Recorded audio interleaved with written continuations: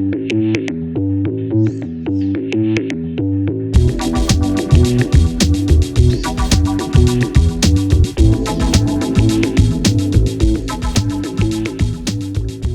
how's it going?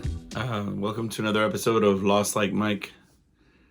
I'm your host, Mike Gonzalez, and I'm trying to take a minute here. Thank you all for subscribing. Thank you for checking in, for hanging out with me for a while, for listening, for messaging me at lostlikemike@gmail.com.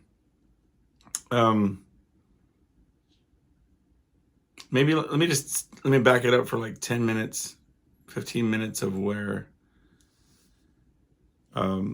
me getting started with this episode. I think I'm trying to work through, these emotions of what's going on inside me, and I want to just talk about it for a minute, get it off my chest. It's really kind of silly, to be honest with you, but it's like having a bad day, right? It's like where there's a series of events that happen, and there's really, it's hard to draw a line and say, okay, you know what, everything sucked before this moment. How about just let's just draw a line in the sand. I'm going to step over it, and everything's going to be a little bit better, just a tiny bit better than right before then. I was trying to get motivated. Not motivated might not be the right word. It's like I have these different things that I wanted to talk about, but I'm not really wanting to overly produce it and put it down, and have this like agenda. Make sure you talk about X, Y, and Z kind of thing, without too much of that sort of next on the news is, you know what I mean? Like I kind of wanted to freestyle think it through, right? So I'm setting everything up, and I'm getting these, I have these lights and different the cameras, and I'm setting everything up because I do all this by myself. So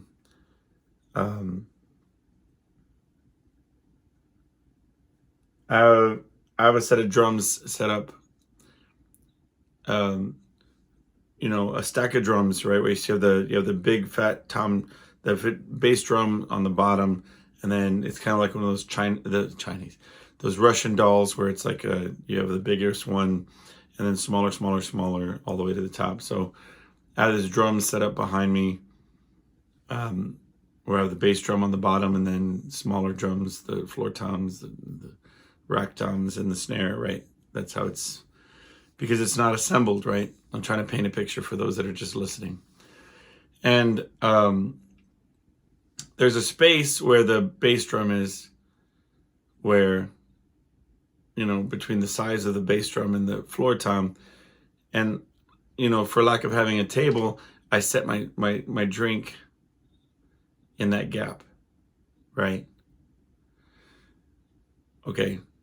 If you don't know anything about drums, that's okay. Sometimes people cut a hole in the skin of the bass drum so that air can come out. Like to be completely honest with you, I don't know what the function of the hole is, other than I would think it would muffle it or change the tone of the kick as it's coming out. I'm not going to pretend to know. It's just people cut a hole in the circle. You may have seen it if you close your eyes. Oh, you know what it is? Because sometimes they stick a microphone into the funnel of the bass drum. I think that's the function of it. Correct me if I'm wrong. Put in the messages. I don't know, whatever. But anyway, so the way I have it stacked here is I have the skin. The skin facing upwards that has the hole cut in it. Okay. And before you think that like the comedy skit ensues where I try to set my drink down and I drop it into that hole, that's not what happened. Although I would have much rather that happen, because at least that would have made a funny story. I set my drink down so that I could have it there when I'm doing the show. And I'm setting up the lights, and the light fixture, the cord of it, I tripped on that. And so the light itself fell down onto the stack of drums in the perfect spot to hit the can over and knock it down. And it dripped into the hole, into the actual bass drum. So I'm cursing and yelling and getting angry, and for some reason wanting to like blame it on the light fixture, right? So I'm yelling at the light fixture, and there's a word that I'm trying to think of right now, and it's not coming to me. So anyway, I'm trying to scramble and get a towel, and I'm angry because I had taken apart all these drums and I cleaned everything on the inside and the outside. And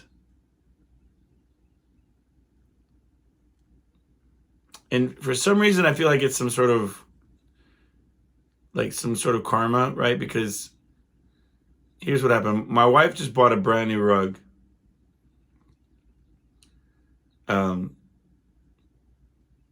We had this couch that we bought, and some of the brackets on that, it was one of those connector couches that you can take apart and you can reconfigure it in different ways.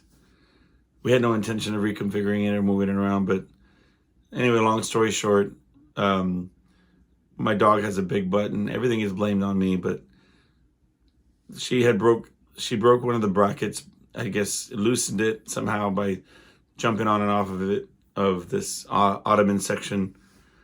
And so my wife wanted to return a couch. I've never in my life, I guess maybe it's just how I was raised, I've never been so bold as to return a couch like months after purchasing it. But that's how she rolls. She's like, look, we bought this couch, it shouldn't have these broken parts on it. And so, hey man, more power to you. For me, it's always like, well, that's the purchase I made. I guess it's just gonna have to live with it or whatever. But anyway, so this is how my wife works. She returns the couch, and she says, well, while I return the couch, I might as well buy a rug to, I guess, redecorate or something, I guess. So,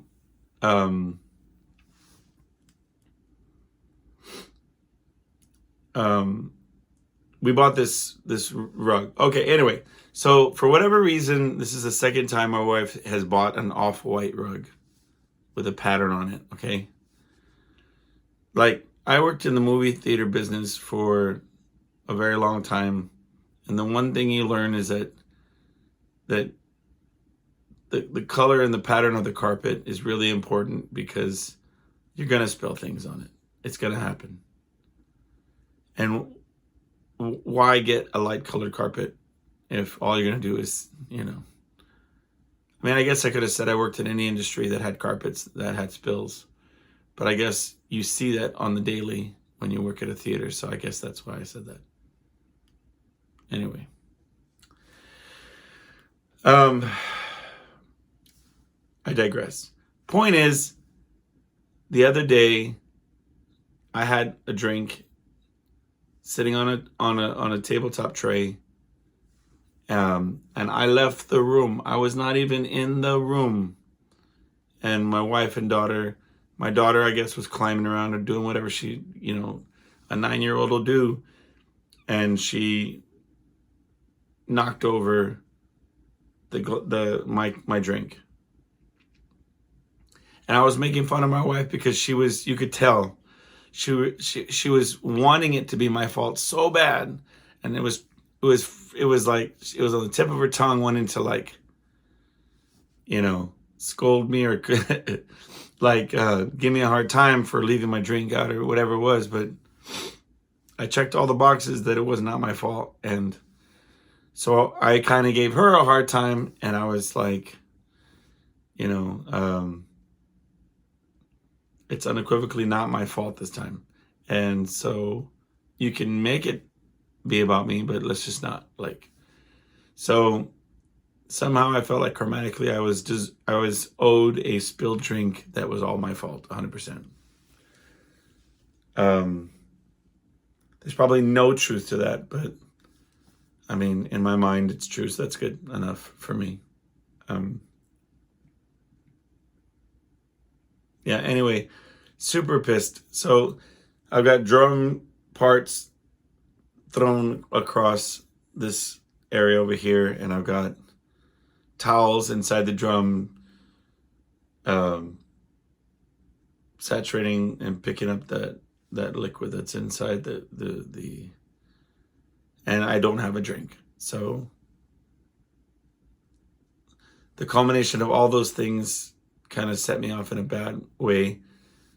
And I'm if you picture it, it is kind of comical to try to picture, like, you're trying to, you pick up the can, you want to stop the spill first, right? And you're trying to set the can down in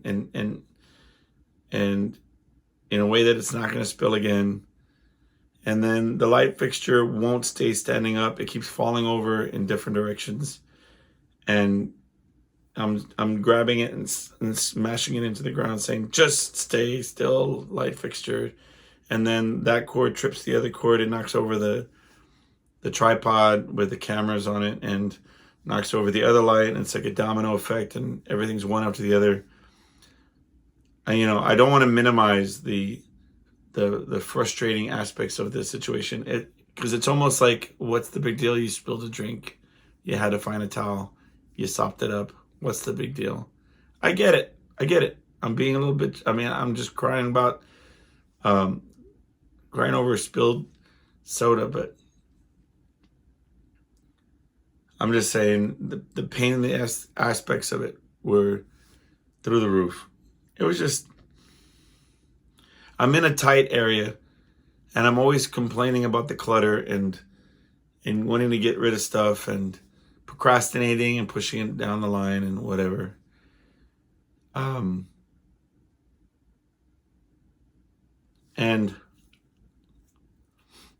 so that being said, there's a lot of baggage on that one concept that I guess I have to just deal with.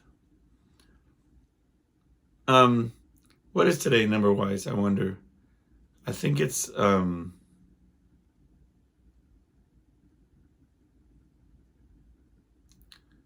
think it is, well, it doesn't matter. It does, but it doesn't matter. Only in the sense that I forget what I talked to y'all about if I had not, or if I had talked about. I think it was, so I'm pretty sure this past week was Valentine's Day. Gosh, what if it was the week before and I've already told all these different things? Let me see. I know, right? I have a working calendar somewhere nearby. I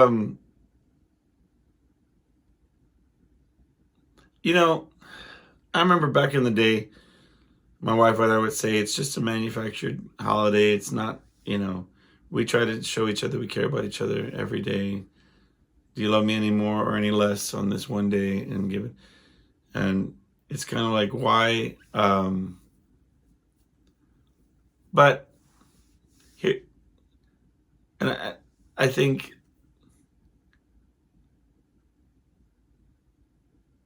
anyway, it shouldn't be that you get into a doghouse because of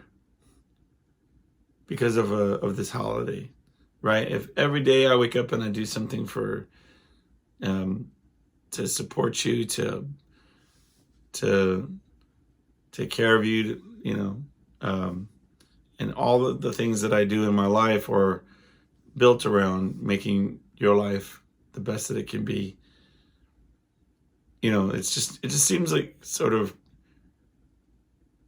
unfair to judge somebody on a given day for not recognizing some, made up holiday or whatever. And the thing of it is I didn't forget about the holiday. So anyway, look, if I already told the story on the last episode, it's fine. But I'm gonna add to it, reiterate it. I don't really think I did, but whatever. The part that I think that I did was with my family, like my wife recognizes all these different holidays in a very special way. So what she does is, like Christmas morning, her birthday, whatever it is, they wake up real early in the morning and she has this big elaborate thing set up where my daughter gets to walk out and see presents and see like decorations or whatever for her birthday or for Christmas or for Easter. But never, and to my recollection, it was never as big of a deal as it was this year with Valentine's Day. For some reason,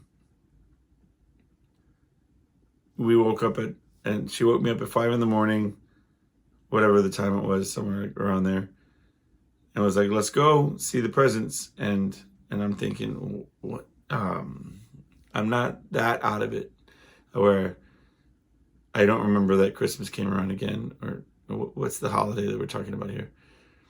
So she had a nice little basket with like Valentine themed gifts for my daughter. Okay. That's fine, right? I don't mind that. I think that that's special. It's sweet, whatever. But then she brings out a bag for me, right? And there's a couple things that I could pick apart and be like a jerk about, and I really don't want to be, like I've had this real bad conflict with chocolate. I'm not supposed to have chocolate. And it's no secret that I just talked about the big health scare and needing to lose weight, right? So I opened the bag and sure enough, it's a heart with a bunch of these whipped chocolate hazelnut balls that I like a lot. It's fantastic. It's very sweet of them to do that, but at the same time, and then this big bag of candy, right? And then a nice sweet couple of Valentine cards from her and from my wife. And here's the thing. So there's an added dimension to it. I already had a plan. I had a very good plan, okay? And it constituted having to go after work, where I buy a card, I buy the flowers, I buy a little, something for her. And I was also going to buy these headphones that we have this running joke that, it's not a joke, but see, one time I ripped my pants, okay? And I was so pissed that I ripped my pants that I'm throwing these pants away. But unbeknownst to me, I had a pair of Apple headphones, wireless headphones, in the pocket of the pants. So I threw away my $250 whatever, however expensive headphones with my ripped up pants. So, but I use them pretty much all the time, right? So unintentionally, my wife had a matching pair of these headphones. Unintentionally, I just sort of commandeered her headphones. It was never like malicious. It was just to say that she wasn't using them. I constantly use them. Flash forward a couple weeks and she's like, "You totally stole my headphones." So maybe a month or two ago, she was talking about, "Hey, you know what? I'd like these other kind of over-the-ear headphones that or noise cancellation and like Bluetooth and different things, right? So I said, you know what? Not Valentine related. I'm just gonna buy you those headphones because I owe you. Okay. So anyway, the idea was that I was gonna, on my way home from work, I was gonna buy these set items. That was my plan. Because the day before we were all home together and the time together was what was going to matter. Okay. It sounds like an excuse, but it's really not. So anyway, I get ready to leave work to come home and buy all that stuff and bring it home. So first thing is first, I wake up in the morning. My daughter is like, after they gave me the present and she had the present, she goes to the other room and she comes out with a little trinket from her toy chest or toy box or whatever. And she's like, here, Mama, so you could have something too. Okay. And I saw the writing on the wall, man. I saw it clear as day. Okay. I look like a complete jerk because Mama doesn't have something to open. Mama doesn't have a gift for her. She doesn't have a card. She has nothing. And in my defense, I planned to make a Valentine's card with my daughter, but there was a lot going on that weekend and it was horrible. So we didn't. We were, again, no excuses, but just to say that I had planned. I said, but when we woke up and all that was happening, I was like, ooh, I'm screwed. I guess I'm still going to continue to go and buy the stuff after work. And I even said out loud during that morning whole thing, like, oh yeah, everything's for you is coming later today, right? All right. So of course my wife calls me upset, saying I feel upset because the baby thinks that there's nothing for her, right? That we forgot her or we're neglecting her or whatever. And so I said, well, pass the phone to my baby. And I confided into my baby. I told my little girl, hey, you know that dad that was going to get all the stuff after I get off of work, right? Like, we have everything planned. There's a lot coming for your mama later today, right? My daughter's like, yeah, for sure. I know. Typically, you're always giving her something at the end of the day. And I said, I know. Why is all this weird? Like, why does it got to be all like, but anyway, it turned out my wife had heightened emotions for other reasons too, and I didn't know about, but whatever. So, needless to say, she messaged me in the middle of the day saying that she can't get over it, how she feels upset and all this. And it's like one of these things where I'm like, I just want to tell her like, yo, I already have a plan. I said I was going to get you this. I'm going to get you some things. Like, don't micromanage me trying to do what I'm going to do. Like, you did what you wanted to do. You did it in the morning. That was your call, whatever. Don't give me a hard time because I'm not psychic and didn't know we were going to do that. Nobody told me. And we've never done it before. So it's like, I don't get it, right? Well, she's like, well, normally, and it's true, normally I do it, my procrastination looks more like the previous night. Normally I'll do it like, I'll go out in the middle of the night and go get all of her stuff or get whatever I'm going to give her. And I'll have it set up so when she wakes up or when she's on Valentine's Day, it's there. But it is last minute. It's always the night before. But on this instance, it was going to be that same day, but at night is what my thoughts were. Okay. So flash forward, I'm driving home and my wife says, hey, I need you to stop and pick up some cowboy hat for my daughter's Western Day at school. Right. And so I'm like, add it to my list. But where I was picking up this cowboy hat, a couple things happened. One, they didn't have the cowboy hat that they were supposed to have. They did, but they were too lazy to go get it for me.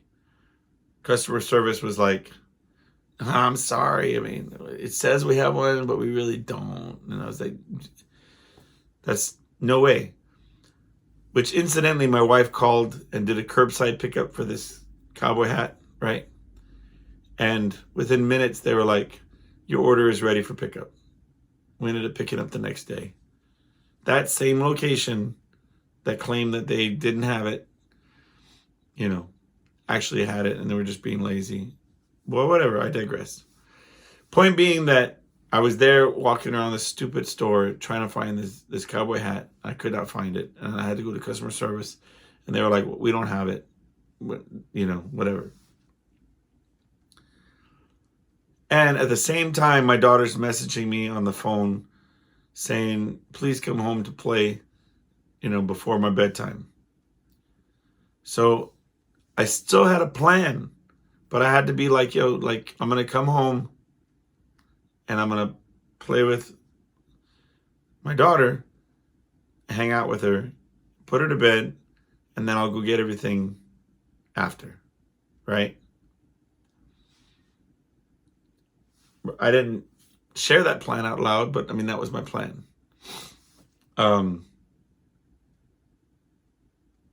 So anyway, long story short, my wife comes over to have dinner, and then she sort of quietly just and starts ignoring me and just wants to go back to the room. And she was like, she ended up turning around and saying something about what really hurts is that, and goes off on me about whatever. Oh man. And all I could say was, but I have a plan. I have a plan. Like, in my mind, I thought I'm prioritizing time with my daughter and time with my wife over stopping at the store and buying these things. There's stuff going to still be there 5 minutes later, or like an hour later, 2 hours, when whatever.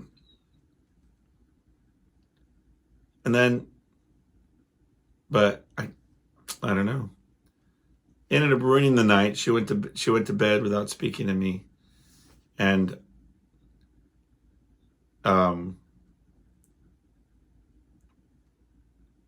of course, I had a plan. I went and got all the items that I said I was going to get. The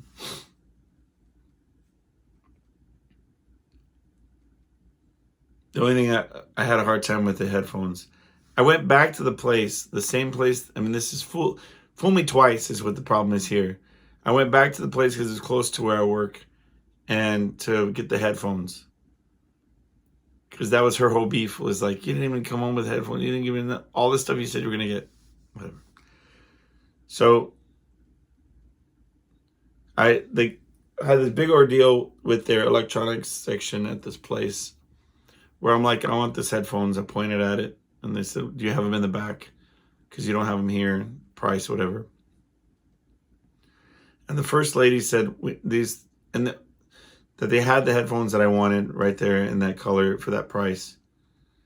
And I said, well, do you have them in this one? And do you have them like this other model in white or black? And do you have this other model, which you say you have here in rose gold? Do you have it in black? Whatever.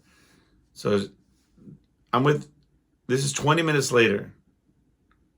It took 45 minutes for these fools to like fully help me.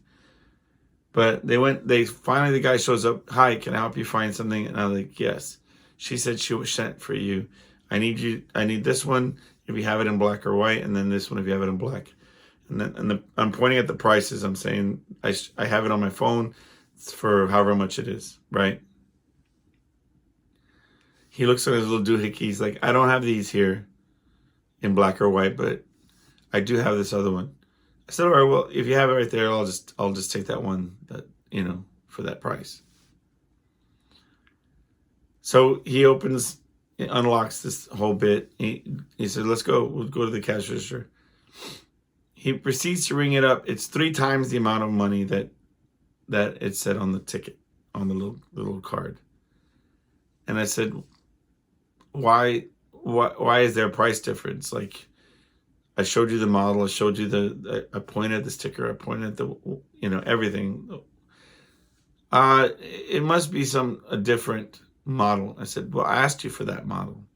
For that model, that was that price. So how is it lost in translation? Like, what message are you not receiving? I'm telling you plain English that, and I'm visually showing you that model. And he says, oh yeah, we don't have that one. This is 45 minutes later. And so I was like, you know what? All right, peace. We're out.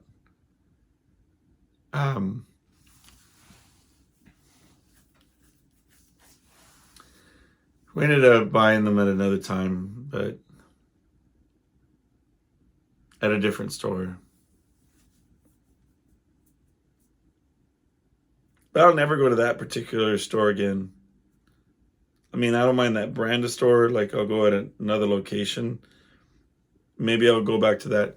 Sometimes if you go into a restaurant or like a place of business, and have such a bad experience, sometimes you have to wait for new management or wait for some significant change before giving them another try. Because, I mean, that's really like a couple strikes. Not to mention within those times, like, just not having a good experience overall. There's multiple infractions that sort of lead to an overall negative experience. And so, yeah, I won't be going back there anytime soon.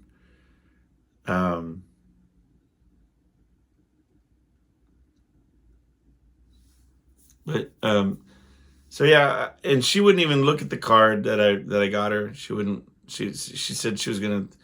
My daughter saw the flowers in the morning, that following morning, and she said if my daughter hadn't seen the flowers, she was just gonna throw them away. And I was like, man, this is so unfair. Just so. I mean, I get that. Here's my beef. If you want something a certain way, and you're going to have negative repercussions based on your wants, then you need to explicitly share those wants with the other person. Like, don't assume just because you decided you want to have early morning wake up presents and you want to make it a thing, that the other person is going to know that that's going to be the thing, you know? Plus, it's like there's an overall picture here. Like, my daughter needed to leave school early, and I had to tell my work, I have to leave so I can go get my daughter to take her to this medical thing. And she was with me when we were at the store for 45 minutes. And we picked up the cowboy hat. We did. If you watched on a given day all of the things that we do for each other on a given day, far outweigh these instances of like that you want to throw away flowers for. Like, I don't know. I mean, you're tired, you've been at work all day, and yet you're willing to go into a store and do a wild goose chase for a hat that you don't even, you know what I mean, that theoretically should be at this store, but it's, you know what I mean, it ends up not panning out. Oh, and that's another thing too. I had messaged her when I was at the store, and I said, you know, what kind of things would you want? See, I was told, in my mind, it's not how do unto others as you want done unto you, right? It's do unto others as they would like to have done to them, right? Like, I realize that I have particular wants, needs, and things that I enjoy. And so I go out of my way to say them to her, to whomever. right? Like, that's, in all fairness, if you like something a certain way, you should share it, right? I mean, I don't require it to be done that way, right? But it'd be nice. Like, for example, and this is gonna sound like a jerk, but if I say I can't eat chocolate, right, or that I'm really trying to diet, if she told me that, then I would super stay away from giving her chocolate, or giving her, something that's 360 calories per serving and has 15 servings or whatever, however many servings in the bag, of, it's like, show me that the things that are important to me are important to you, kind of things, right? Um, so it sounds real jerky, but I guess I'm just trying to say that I called her when I was at the store and I said, what kind of things would you like for Valentine's Day? Like, since I'm already here at the store, and the store didn't have the typical, they had like just real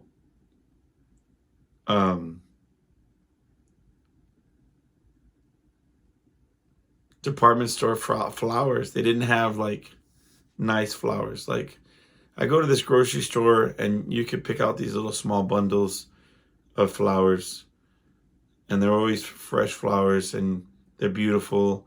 You can mix and match colors and different styles, and of some that are just, more leafy or more, and you can make a bouquet that's like very personalized.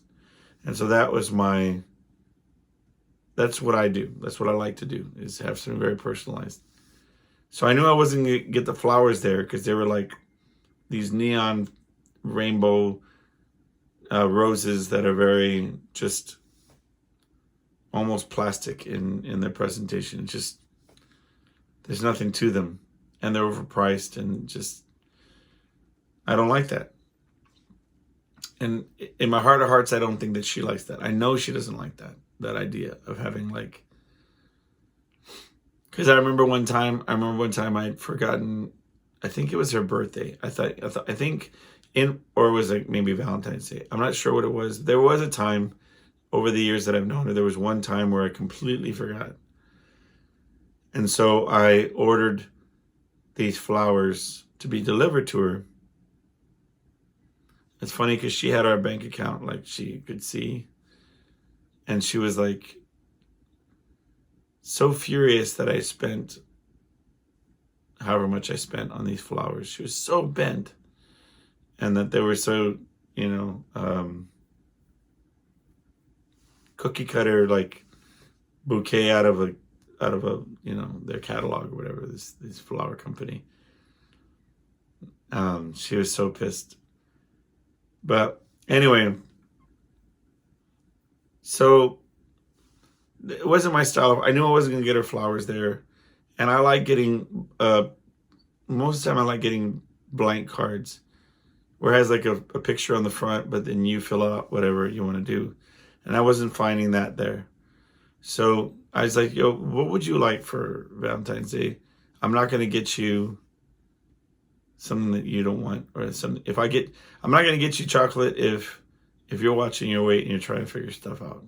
I'm not going to be a gateway drug to you jumping off the wagon. So she ended up wanting these Reese's Hearts, right?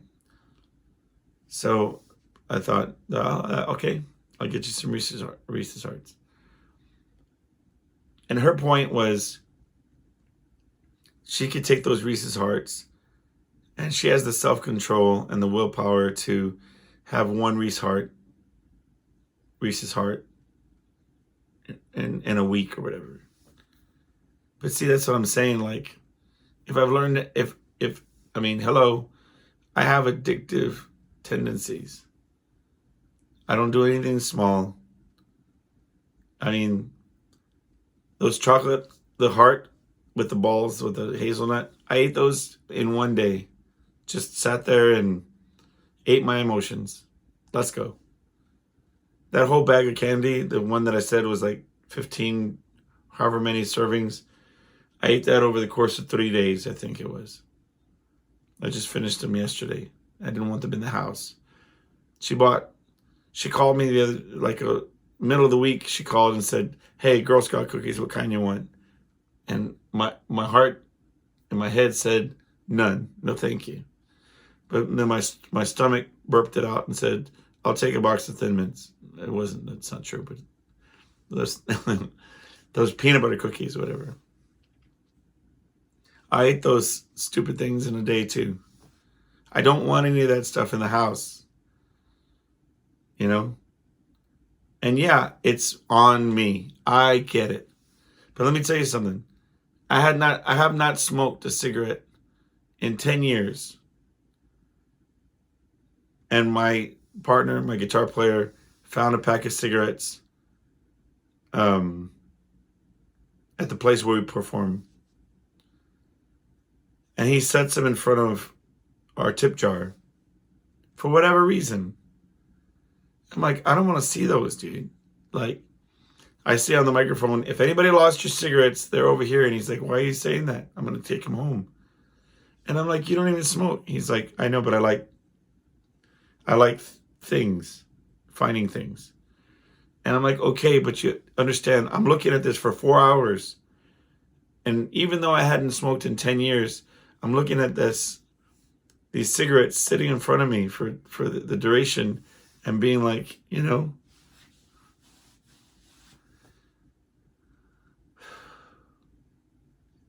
and I went the 2 weeks without having alcohol. But then at the end of it, like, I'm sitting there contemplating like whether or not I want to, if I'm going to quit drinking or if I'm going to drink every now and then. It wasn't hard. After 2 weeks, I'm sitting there and, you know, I perform 3 times a week, and I'm offered a certain amount of free drinks all in those 3 nights. So the first couple of days it was difficult, but then I just justified it because of the medicines I was on. But then, you know, it was about 2 weeks, and then I said, you know, last night I had a drink or two, right? Partially because I had a conversation with my son. My son's 18, and we talked a little bit about him having tried drinking, and that for the most part, he's always the designated driver for his friends. And I said, really, honestly, to be like, when I told him, I mean, I don't advocate drinking. I don't think it's a, you know, one way or the other, but I'm not going to judge him. I can advise him not to. I can say certainly that you have to do it responsibly, and that, you know, you never can get behind the wheel, no matter how sober you think you feel. And for the most part, he comes off like he has a really good head on his shoulders. But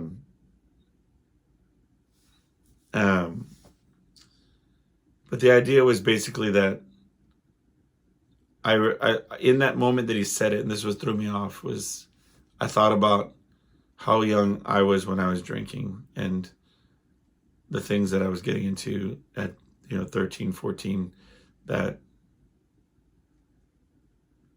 with no oversight, you know, kind of guiding me through it. So we had a really good heart to heart about a lot of different things, and he's trying to make sense in a world that doesn't make a lot of sense. And having been through certain aspects of that, I see the struggle that he's going through, and I feel for him. I really do.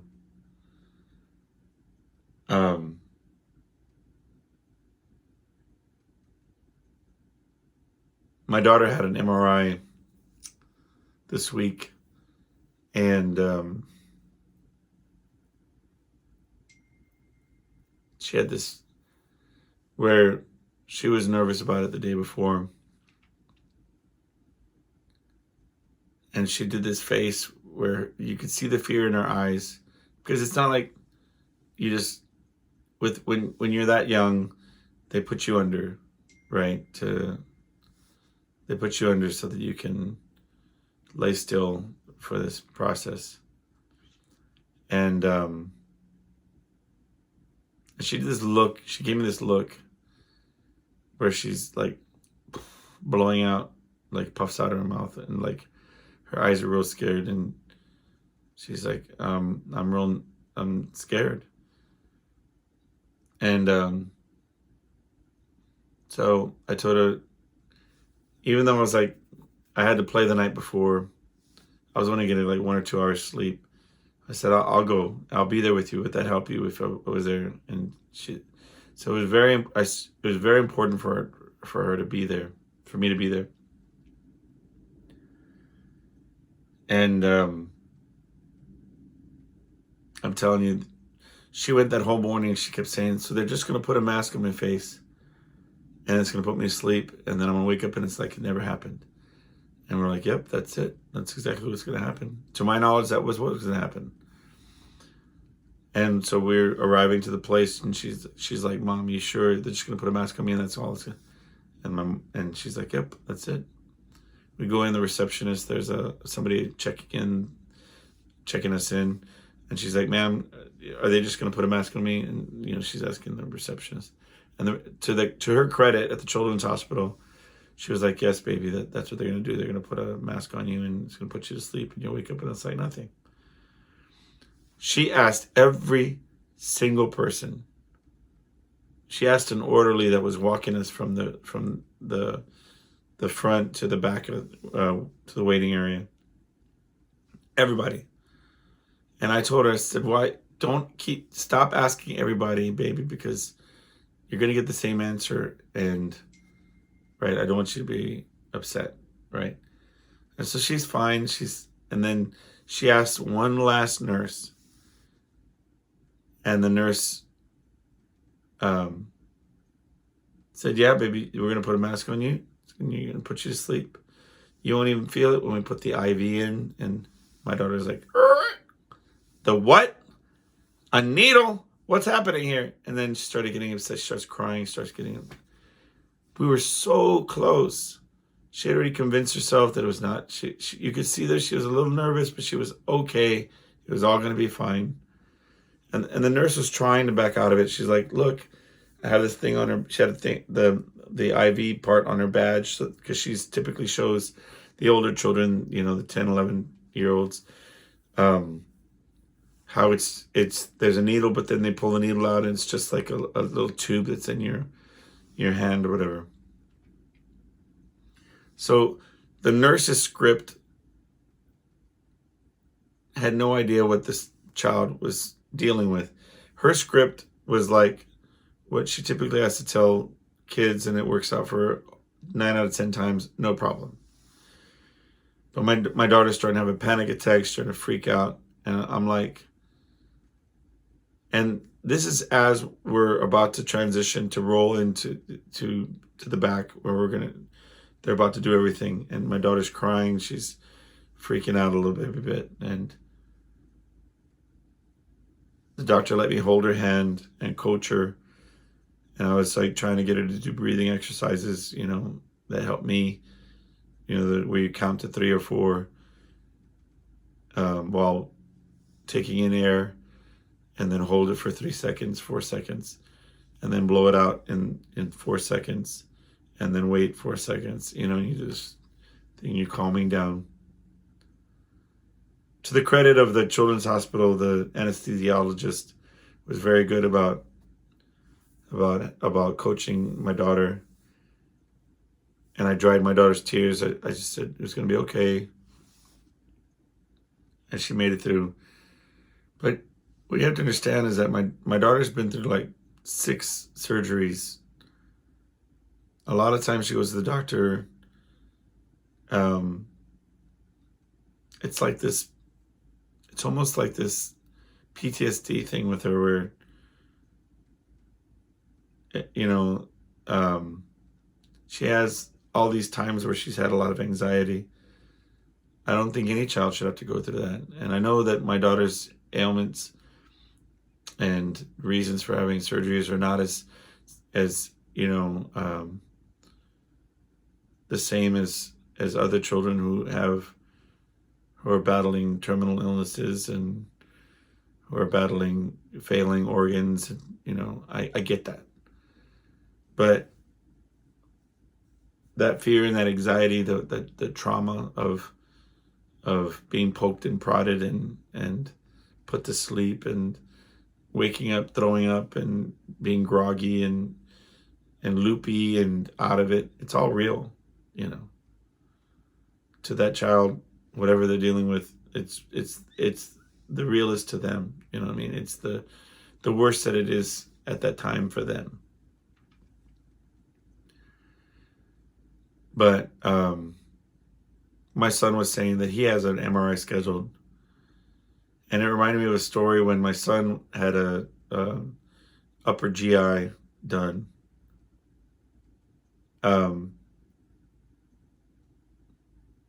See, and in retrospect, again, I could have known better. But my son's mom had a tendency of not telling me until, oh, he's got an appointment with his ear, nose, and throat doctor. Okay. And I'm at work. Oh, he's going to be put to sleep so he could get an upper GI. What? Well, I mean, it's happening today at 9 o'clock. He's asking for you. I'm at work.